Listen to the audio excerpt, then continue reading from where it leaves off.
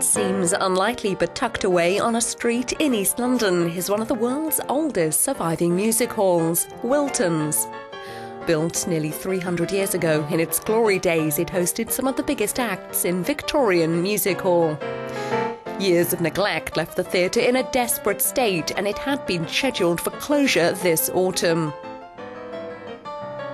These buildings were built in the 1720s to 30s. There are no proper drains. This music hall was built very quickly over the backyards.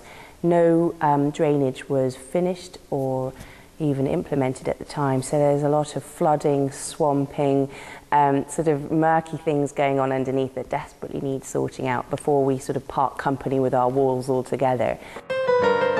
But now a campaign by Poirot star David Suchet has turned things around. The hall's biggest celebrity was Victorian comic George Laybourne, better known as Champagne Charlie. Today Wilton's hosts an eclectic variety of pieces from operas to experimental theatre. But we definitely had a lot of mime artists, folk musicians, poets and contortionists, trapeze artists, and we think we had some of the first can-can dancers.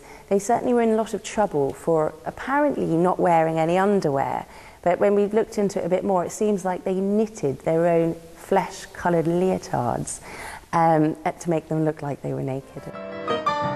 Wilton's was turned down twice for a grant from the Lottery Heritage Fund. The restoration's likely to cost around €5 million. Public donations poured in, and although the total has not yet been reached, Francis Mayhew says the theatre's future is secure for the time being.